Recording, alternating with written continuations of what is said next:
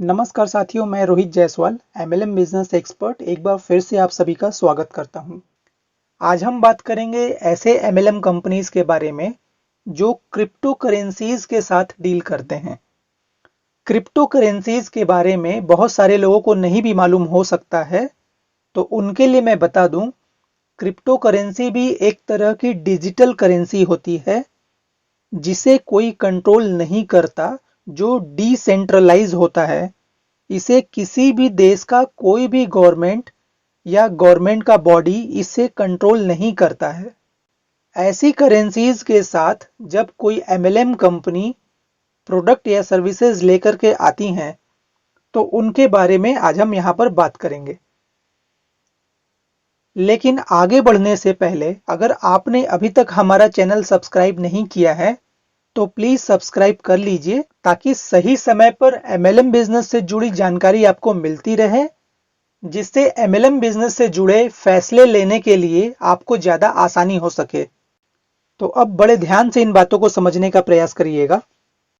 जैसा कि मैंने कहा कि क्रिप्टो करेंसीज डिसेंट्रलाइज होता है, इसका कोई गवर्निंग बॉडी नहीं है हमारे भारत देश में या भारत के अलावा किसी भी दूसरे देश में।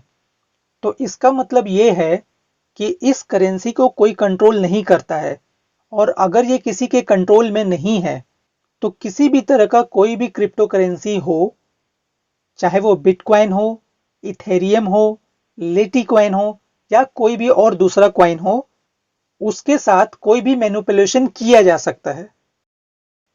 ये क्रिप्टो करेंसीज एक तरह के हाइप होते हैं जिनके रेट्स बहुत ज़्यादा फ्लैक्चुएट करते हैं, जिसकी वजह से इनकी जो वैल्यू होती है वो बहुत तेजी से ऊपर या नीचे जा सकती है, और इसीलिए ये बहुत ज़्यादा रिस्की भी हो जाते हैं। ये पूरा खेल चलता रहता है सिर्फ डिमांड और सप्लाई के ऊपर। वैसे हमारे भारत में सरकार के द्वारा किसी भी तरह के क्रिप्टो करेंसीज में डील करने के लिए पूरी तरीके से बैन लगाया हुआ है। ऐसे में अगर कोई भी network marketing company crypto currencies को लेकर के मार्केट में आते हैं, तो उसमें ज्वाइन करने से या काम करने से पहले आपको बहुत अच्छी तरीके से इस बात को समझ लेना चाहिए कि इसके पीछे कितना रिस्क हो सकता है और कितना बेनिफिट हो सकता है। वैसे विश्व भर में जितने भी एक्सपर्ट लोग हैं, उनका मानना ये है कि ये जो क्रिप्टो करेंसीज होती है, ये बिल्कुल बबल्स के जैसे होती हैं। दिखते तो बहुत सारे हैं, लेकिन ये कभी भी फूट सकते हैं, और जब ये फूटेंगे तो इनकी वैल्यू एकदम से नीचे हो जाएगी और ये टोटल जीरो हो सकता है।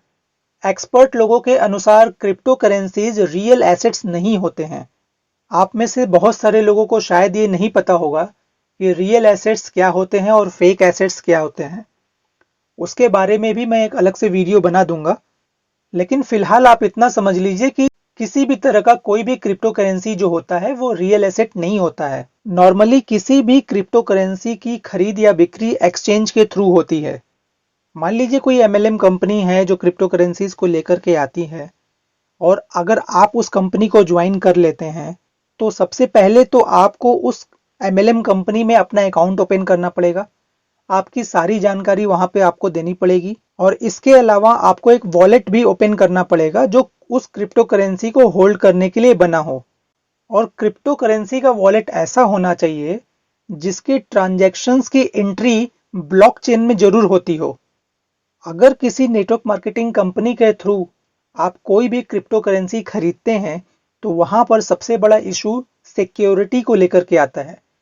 सिक्योरिटी आपके क्रिप्टो करेंसी की प्लस आपके पर्सनल इंफॉर्मेशन की। अगर आप ऐसे किसी कंपनी में जुड़े हुए हैं जो क्रिप्टो करेंसीज के साथ डील करती है, तो आप कंपनी से जरूर पूछिए क्या आप अपनी क्रिप्टो करेंसी को ओपन मार्केट में सेल कर सकते हैं या एक्सचेंज के थ्रू उसका ट्रेड कर सकते हैं। अगर उनका जवाब हाँ में है, तो आप उस कंपनी के साथ जा सकते हैं। जो भी क्रिप्टो करेंसी में आप डील कर रहे हैं, उसका वॉलेट क्या आपके एमएलएम कंपनी का इंटरनल वॉलेट है, इस बात की जानकारी आपको होनी चाहिए। किसी भी एमएलएम कंपनी के थ्रू अगर आप क्रिप्टो करेंसीज में डील करते हैं, तो उस एमएलएम कंपनीज के जो नियम होंगे कि कितनी मात्रा में आप अपना क्रिप्टो करेंसी निकाल सकते हैं, कब कब निकाल सकते हैं, इसका बाउंडेशंस रूल्स आपके ऊपर डायरेक्टली अप्लाई हो जाता है। इसका मतलब ये है कि आपका जो क्रिप्टो करेंसी है वो आपके नेटवर्क मार्केटिंग कंपनी या एमएलएम कंपनी के कंट्रोल में है, आपके कंट्रोल में वो डायरेक्टली नहीं है।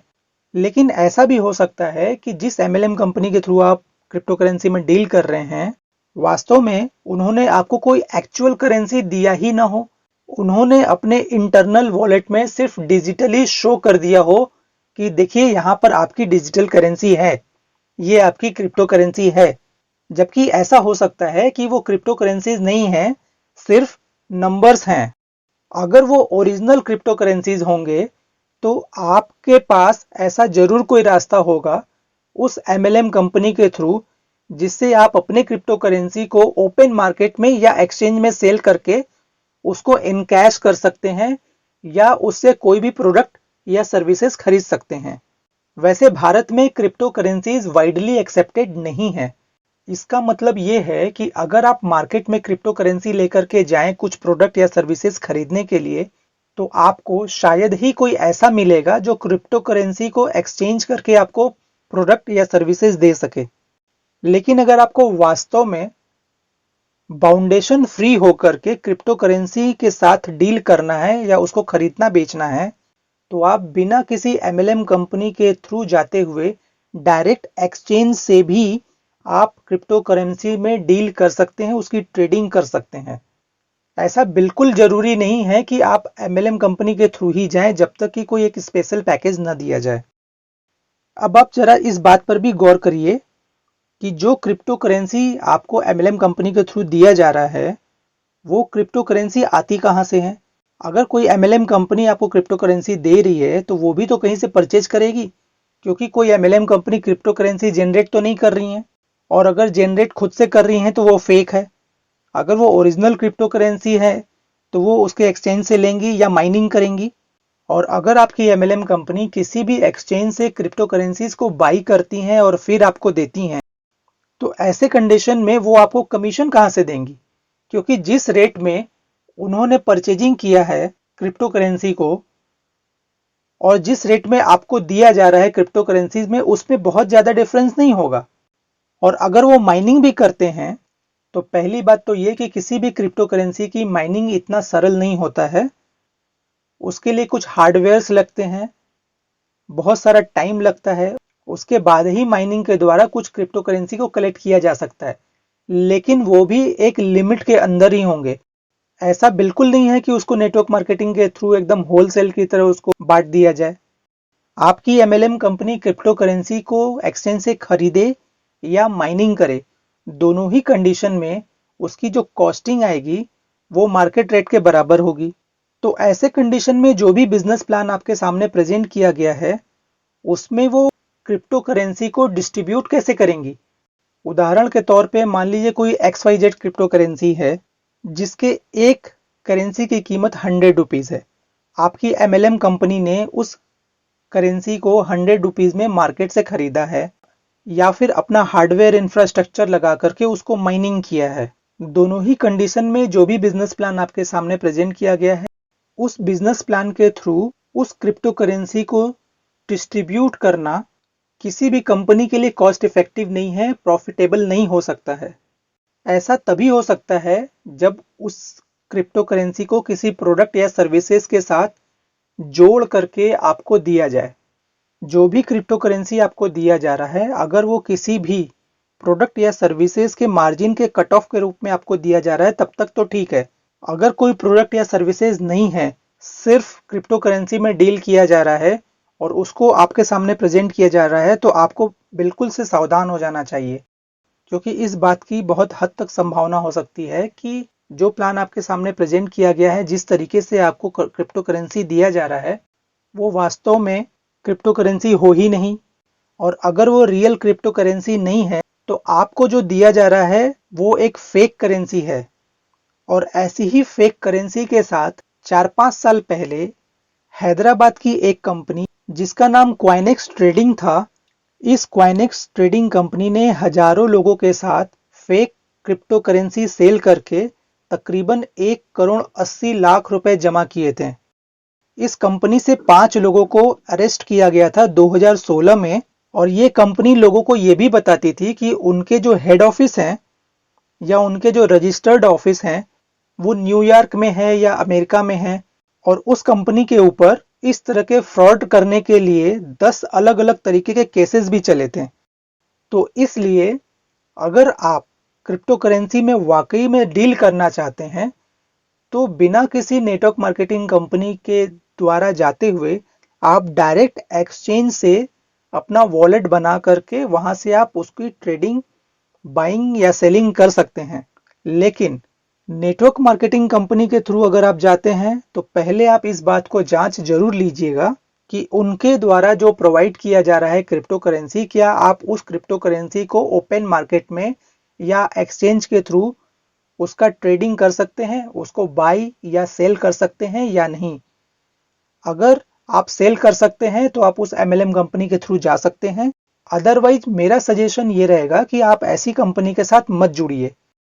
तो कुल मिलाकर के, क्योंकि क्रिप्टो करेंसीज का कोई भी गवर्निंग बॉडी नहीं है और भारत में भी अभी तक एमएलएम बिजनेस ठीक से सेटअप नहीं हो पाया है, इसके ऊपर भी कोई गवर्निंग बॉडी नहीं है, तो दो ऐसे प्लेटफॉर्म जिन दोनों के ही गवर्निंग बॉडी नहीं है, इन दोनों का कॉम्बिनेशन वास्तव में बहुत ही डेडली कॉम्बिनेशन बन जाता है। तो आपको एमएलएम बिजनेस और क्रिप्टो करेंसी इन दोनों का कॉम्बिनेशन जहां पर भी मिले तो बहुत सावधानी से आप इस बात को चूज करिएगा कि उस कंपनी के साथ आपको जाना है या नहीं जाना है।